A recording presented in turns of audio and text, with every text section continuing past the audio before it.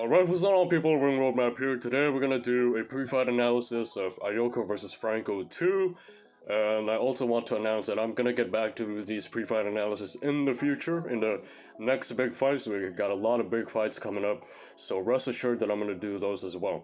Alright, Inoue versus Fulton is gonna be included in that list. But anyway, we're gonna start off with this. It's gonna be the one that is gonna happen soon, alright? So I'm gonna start with this. So the first one we'll see from Ioka. First of all, I think Ioka won the first fight, alright? He landed the cleaner shots, you know, and it only looked like Franco won because he threw a lot of punches, which I commend him for that, but he wasn't really landing all that much, you know? If you look at the punches closely, most of them were blocked. So the first one we're gonna see is how Ioka was able to use the uppercuts in order to catch Franco on the inside and also catch him in mid-range. He also caught him in mid-range a lot in this fight. So that's the first one right there. Let's look at another example here. Very front foot heavy for Franco. Not a lot of impact behind these shots, to be honest with you. Some of them were like short. He didn't even follow through with it 100%, but he did find a lot of good openings with the uppercut, both the left side and the right side. So there he set it up with a right hand first, an overhand right, and then he followed it up with the left uppercut. Alright? I do think that this is going to be the same thing for the rematch, you know, because Franco was so front foot heavy. I'm not really sure if he's bigger, but he does look big, and that's why he's a little bit more willing to come forward and to eat these punches. But it will tally up, alright? The points will tally up, and so I do think that he's going to continue landing these uppercuts because, you know, Mexicans typically are not good at defending uppercuts, and Franco is definitely included in that list. So now we're going to talk about the catch and shoot for Ioka, right? He likes to catch the body shot and then counter right away with an uppercut. So here's the first example right here. So Franco will stay on the inside, throw a body shot at him, and then Ioka will throw an uppercut back. He's just going to block that body shot and then it's gonna throw back with an uppercut.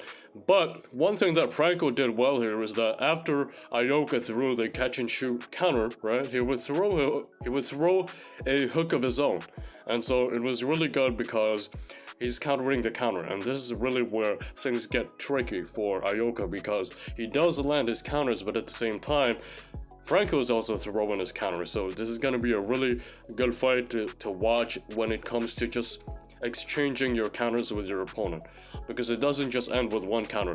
If your opponent has a counter to your counter, then it's going to be a really complicated night. Okay, so here's Ioka right here catching the body shot with the right hand, but as you can see, Franco ate the shot and then he came back with a 3 and then a 1-2 right away. So again, it's really going to be a matter of who lands the better shots, who lands with more quality, with more precision, and in the first fight I think Ioka did that. Okay, so next thing I'm going to talk about now is going to be the overhand right, which Ioka did a really good job of landing too.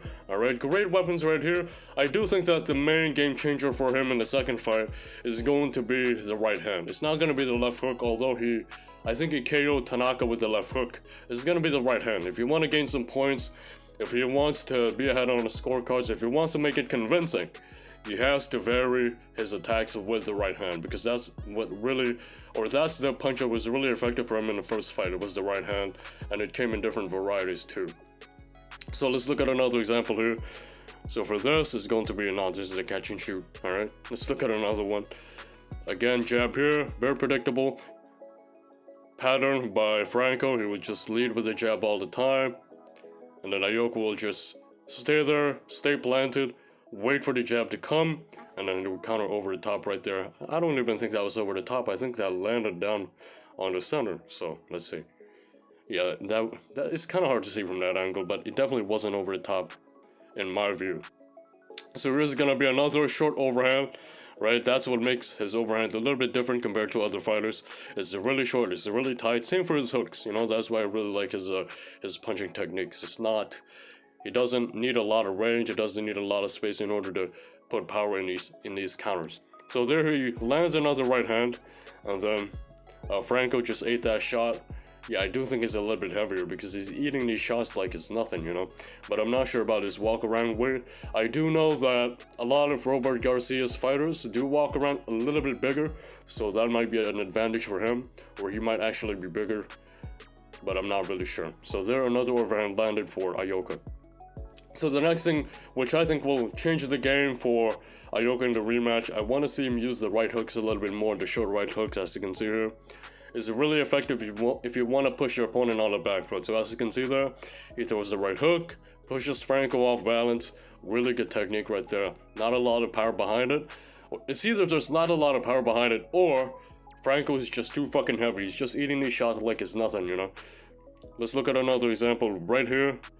On the inside, just use the right hook, right, to push your opponent on the back foot. There, Franco tried to counter with a left hook, but it was too late. He was already pushed on the back foot. His balance was already a little bit off.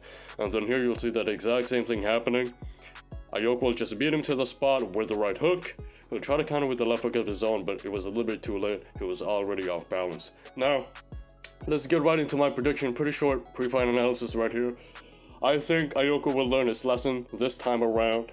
Alright, yes, he's getting a little bit older, and the only way I can see him losing is if his conditioning is not the same anymore, alright?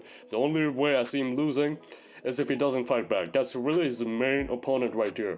His main opponent is himself. Will he be able to keep up with the output of Franco, or will he get overwhelmed on the ropes? Is he going to rely on one counter? Is he going to have the same combinations? I think those are the main questions here. But if he comes in with the right conditioning, right?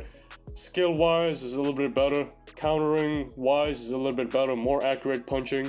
And on the inside is a little bit better too. But Franco's a little bit bigger, so we can eat those shots better, you know? So for this fight, I don't really see either of them knocking each other out. Except if Ioka ends up, again, not having or not being in the right conditioning, or not being in the right condition, he might get overwhelmed on the ropes, and the referee might have a controversial stoppage. He might stop it, but he might stop it a little bit too early when Ioka is still conscious. So it's gonna be a really good match right here. But I'm rooting for Ioka. I think Ioka will win via decision, alright? And this time around, it's going to be a little more convincing.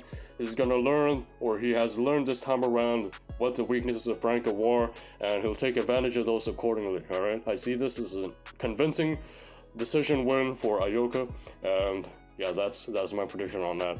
Anyway, subscribe if you're new, and join my Patreon if you want to. I post a lot of exclusive content over there. I'm a little bit more consistent over there too, so if you want to see more uploads, you can check it out. Alright, that was it. Subscribe if you're new. Peace out.